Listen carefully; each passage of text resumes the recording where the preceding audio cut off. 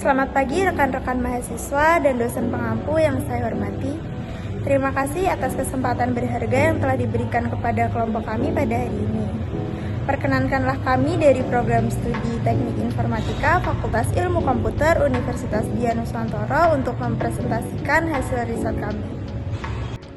Betul sekali, topik yang kami angkat hari ini mencoba menggabungkan dua disiplin ilmu yang sangat erat kaitannya, yaitu matriks dengan aplikasi administrasi finansial. Judul presentasi kami adalah implementasi matriks sebagai metode perhitungan pajak penghasilan. Sebelum kita melangkah lebih jauh ke dalam materi ini, izinkan kami memperkenalkan diri.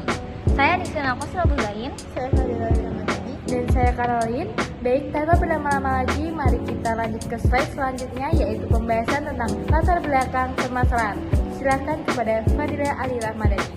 Halo semuanya, pernah nggak sih Anda ngebayangin gimana rentetan data dan hitungan pajak yang kelihatannya jujur aja lumayan membosankan? Itu sebenarnya bisa diubah jadi sebuah logika komputasi yang benar-benar elegan. Nah, di penjelasan kita kali ini, kita bakal bongkar habis-habisan. Kita akan melihat gimana matematika linear dasar disulap jadi sesuatu yang super praktis dan luar biasa efisien buat sistem perpajakan. Yuk kita mulai. Biar gampang, ini peta perjalanan kita. Pertama, kita bahas tantangan administrasi pajak massal. Kedua, konsep perkalian skalar matriks. Ketiga, simulasi pajak struktur data. Keempat, eksekusi perhitungan skalar. Dan terakhir, kelima, fondasi sistem pajak modern. Oke, masuk ke bagian 1, tantangan administrasi pajak massal. Kita mulai dari gambaran makronya dulu nih. Memproses data pajak itu jelas, bukan urusan sepele. Bayangin aja sebuah negara dengan jutaan pekerja atau perusahaan yang harus setor pajak tiap bulan. Pertanyaan besarnya adalah gimana cara kita ngitung pajak jutaan orang ini secara serentak, tapi tanpa ada satupun kesalahan manusia. Ini bukan cuma soal akurasi loh, tapi soal gimana sistem ini bisa jalan dengan cepat. Untuk skala yang masif, kalau sampai salah hitung hasil akhirnya, wah risikonya fatal banget. Coba deh pikir, kalau kita cuma ngandelin hitungan manual buat database, sebesar itu, human error alias kesalahan manusia, itu udah pasti bakal kejadian. Prosesnya lambat, gak efisien, dan resikonya kelewat tinggi. Makanya kita butuh banget transisi ke solusi matematis yang lebih terstruktur, yaitu komputasi matriks. Pendekatan ini ibarat sebuah terobosan besar. Dia nawarin kecepatan, akurasi tinggi, dan pastinya kemampuan buat memproses jutaan data secara bersamaan. Dan yang menarik, solusi yang bakal kita kupas tuntas ini sebenarnya berakar dari sebuah riset akademis yang keren banget dari program studi Teknik Informatika di Universitas Dianuswantoro atau UDINUS. Tim penelitinya yaitu Caroline Aurelia, Fadila Ali Ramadhani, dan Nistina Kosrobuzain nulis makalah khusus soal implementasi matriks sebagai metode perhitungan pajak ini. Jadi fondasi yang kita pakai ini benar-benar solid dan teruji secara keilmuan.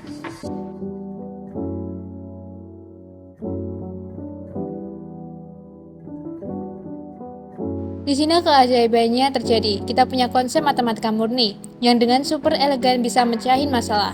Administrasi skala makro, poin utamanya namanya perkalian. Skalar apa sih? Kalau dari isinya ini tuh operasi matematika. Disinilah sebuah matriks perkalian satu angka tunggal alias bilangan real, dunia aljabar disebut sebagai skalar.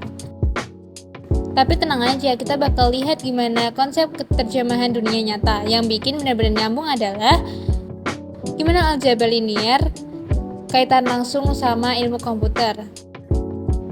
Kita kenal istilah matriks kolom, tetapi di dunia nyata, apalagi di sistem perpajakan, matriks kolom ini pada dasarnya persis kayak kolom yang biasa Anda lihat di database atau spreadsheet modern. Jadi baris-baris data penghasilan seseorang itu tinggal dirubah aja jadi susunan angka vertikal.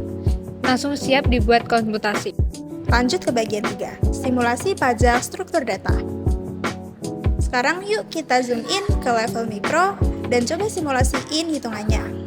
Selangkah demi selangkah, hitung-hitung kayak kita lagi nyoret-nyoret di papan tulis lah. Nah, coba perhatiin angka 0,5 ini. Ini adalah bentuk desimal dari tarif pajak 5%. Di dalam operasi kita nanti, angka tarif inilah yang bakal jadi sang skalar. Dia akan bertindak sebagai konstanta pengali tunggal yang bakal diterapin ke semua deretan data wajib pajak kita secara konsisten dan merata. Dari situ, kita mulai bangun struktur datanya nih. Kita kasih nama matriks A.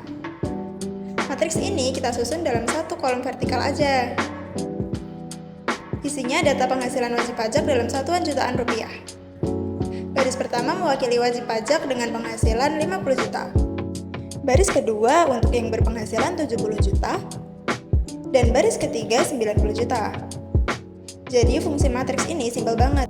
Dia jadi wadah buat nyimpan semua data mentah dari populasi yang mau kita tarik pajaknya. Rekan-rekan, mari kita telah bersama mengapa topik ini krusial untuk dibahas. Di era transformasi digital saat ini, volume data yang berputar di instansi pemerintah, khususnya Direktorat Jenderal Pajak, jumlahnya sangat masif. Setiap detiknya, sistem dituntut untuk melakukan pengolahan data yang tidak hanya cepat, tetapi harus mutlak dan juga akurat. Coba kita bayangkan, jika administrasi perpajakan terhadap jutaan warga negara Indonesia masih mengandalkan kalkulasi manual satu persatu atau menggunakan sistem komputensi linear yang sangat sederhana, risiko terjadi human error atau salah ketik pasti akan sangat tinggi, bukan? Tepat sekali yang dikatakan Caroline. Disinilah matematika, khususnya konsep aljabar linear dan matriks hadir sebagai jembatan solusi. Sebagai mahasiswa informatika, kita tahu bahwa matriks adalah bentuk nyata dari struktur data array di dalam sistem komputer. Matriks mampu menyusun data yang kompleks ke dalam bentuk baris dan kolom yang rapi, sehingga sangat optimal untuk memproses data ribuan wajib pajak secara serentak atau paralel processing. Melalui penelitian dalam makalah ini, kami memiliki 3 tujuan utama. Pertama, kami ingin menjembatani teori matriks di bangku kuliah dengan implementasi di dunia nyata. Kedua, memberikan simulasi perhitungan sistematis. Dan yang ketiga adalah menganalisis efisiensi. Lalu, metode apa yang kami gunakan? Operasi matriks yang menjadi bintang utama dalam makalah ini adalah perkalian skalar matriks. Di dalam aljabar, jika kita memiliki sebuah skalar yaitu bilangan tunggal dan kita mengalikannya dengan sebuah matriks, maka skalar tersebut akan didistribusikan ke setiap elemen yang ada di dalam matriks tersebut. Dalam konteks pajak, data mentah berupa penghasilan wajib pajak akan kita susun menjadi matriks kolom. Kemudian tarif pajak resmi yang berupa persentase akan kita jadikan skalar. Cukup dengan satu kali perintah kalikan, kita akan mendapatkan nominal pajak seluruh orang secara bersamaan. Mari kita lihat pembuktiannya di slide berikutnya. Sekarang kita masuk ke bagian simulasi perhitungan. Agar tergambar dengan jelas, mari asumsikan terdapat 3 orang wajib pajak yang memiliki profil penghasilan bulanan berbeda. Wajib pajak pertama berpenghasilan 50 juta rupiah, yang kedua 70 juta rupiah, dan yang ketiga 90 juta rupiah. Langkah pertamanya, kita susun ketiga data pendapatan tersebut ke dalam sebuah matriks kolom yang kita sebut sebagai matriks A. Matriks ini berordo 3 kali 1. Baris pertama berisi 50, baris kedua berisi 70, dan baris ketiga berisi 90. Selanjutnya untuk pajaknya. Asumsi tarif pajak penghasilan atau PPh flat yang berlaku adalah 5%. Presentasi ini kita konversi terlebih dahulu menjadi desimal, yaitu T sama dengan 0,05. Sesuai dengan rumus operasinya yaitu, mari kita hitung distribusinya.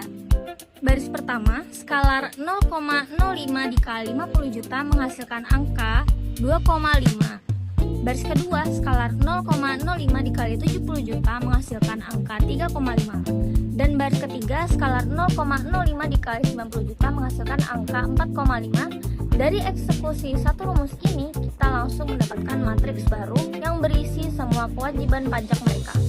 Dari hasil komputasi matriks yang baru saja kita bedah bersama, angka-angkanya bisa kita petakan kembali dalam bentuk tabel informasi yang user-friendly seperti di layar.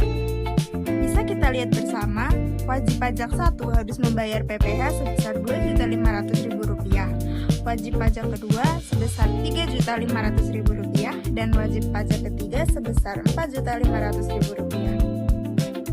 Rekan-rekan sekalian, pertanyaannya sekarang, apa sebetulnya value utama dari metode ini? Jawabannya adalah efisiensi sistem. Jika kita menggunakan metode biasa, sistem harus melakukan looping atau mengulang rumus sebanyak jumlah wajib pajaknya. Jika ada 1 juta orang, berarti ada 1 juta proses juga. Tapi dengan struktur matriks,